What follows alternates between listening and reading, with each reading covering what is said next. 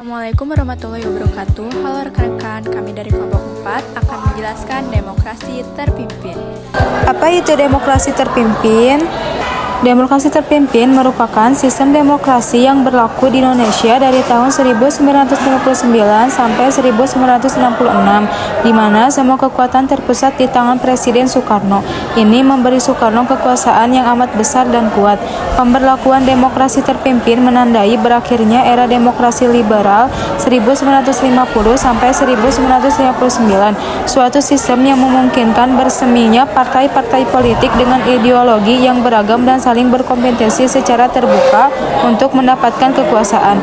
Meski sistem ini juga membawa konsekuensi lain, yakni singkatnya umur kabinet yang pada gilirannya tersendatnya pelaksanaan program kerja yang telah disusun oleh suatu kabinet. Demokrasi terpimpin dilatar belakangi apa sih? Pada 5 Juli 1959, Presiden Soekarno mengeluarkan Dekret Presiden sebagai respons terhadap kegagalan konstitusi. Dekret Presiden dimaksudkan untuk mengatasi kemacetan politik dengan menerapkan demokrasi terpimpin. Konsep ini pertama kali diperkenalkan dalam pidato Presiden Soekarno pada 10 November 1956.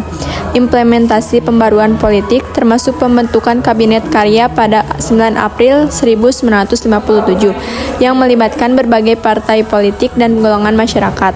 Dewan Nasional juga dibentuk pada 6 Mei 1957 sebagai wadah bagi golongan karya yang beragam.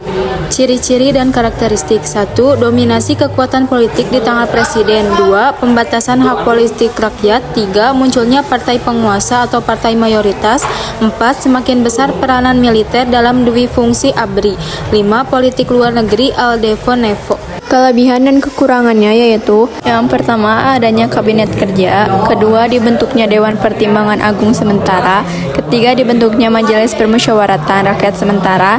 Keempat, dibentuknya Musyawarah Pembantu Pimpinan Revolusi. Kekurangan dari demokrasi terpimpin: yang pertama, mengaburnya sistem kepartaian. Kedua, melemahnya lembaga legislatif. Ketiga, hak asasi manusia sangat lemah. Keempat, puncak anti kebebasan. Kelima, otonomi daerah sangat terbatas. Perbedaan antara demokrasi liberal dan demokrasi terpimpin. Demokrasi liberal mengarah pada kebebasan individu yang tetap dilaksanakan dengan bertanggung jawab. Demokrasi terpimpin terpusat pada pemimpin atau presiden. Dampak sosial dan budaya: ada dampak larangan pedagang asing di luar ibu kota pada masa demokrasi terpimpin menimbulkan konflik, terutama dengan Cina.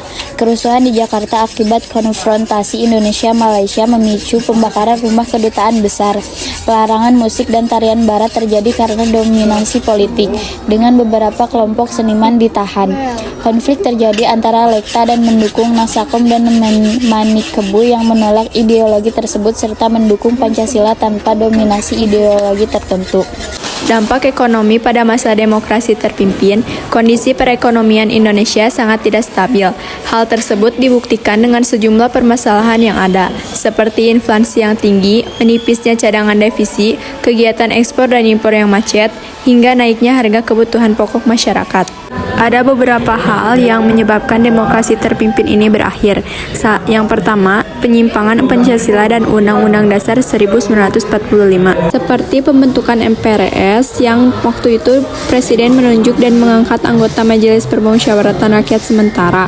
Padahal seharusnya anggota MPRS ini dipilih melalui proses pemilu, bukan ditunjuk dan diangkat Presiden. Lalu, pada waktu itu ada penetapan Presiden seumur hidup.